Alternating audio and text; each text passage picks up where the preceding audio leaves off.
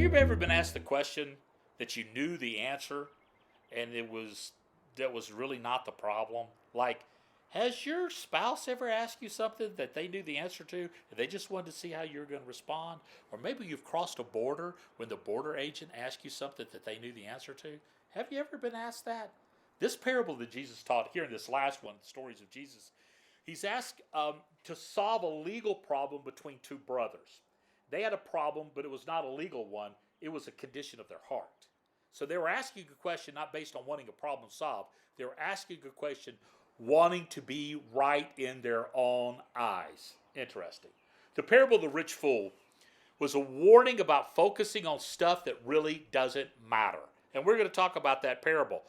Often, we're convinced that life is made better when we have a lot of things. We've got a lot of stuff, we're happy.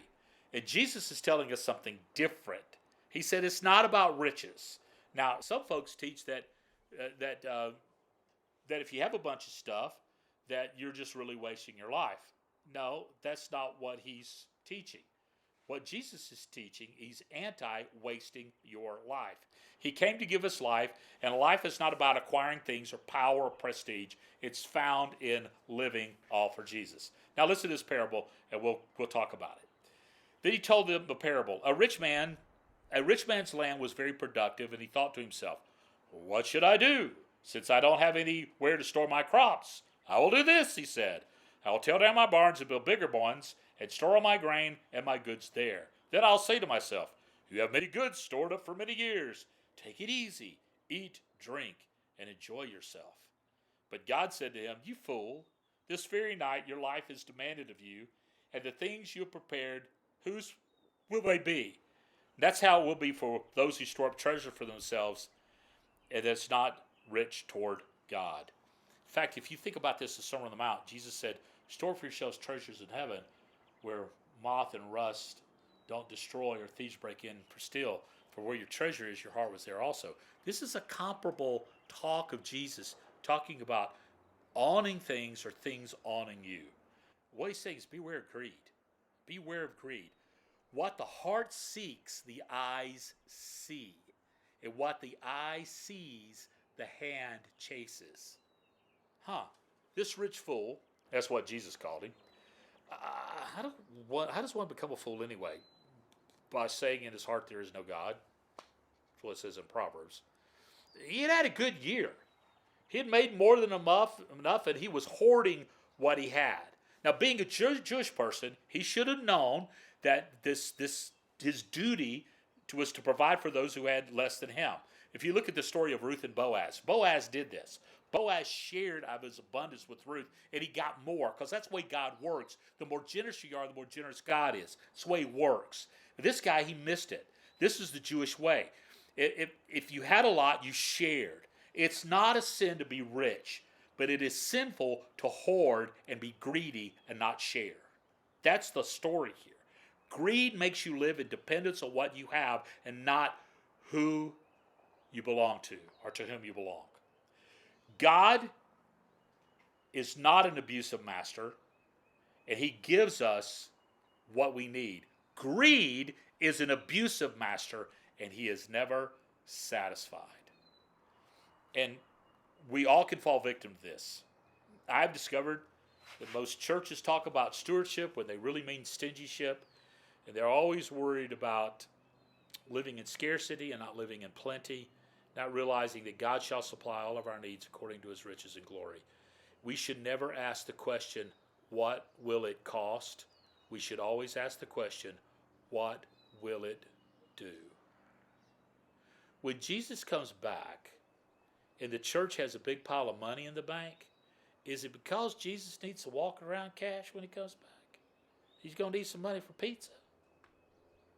Or is money invested for us to give away in ministry? Not foolishly, but investing. Money spent on ministry is an investment, not an expense. Jesus then points out to this guy, he gives himself credit for what he has. He says he's a self-made man. I will tell you something. None of you are self-made. You're God-made. God is the one who gives you everything.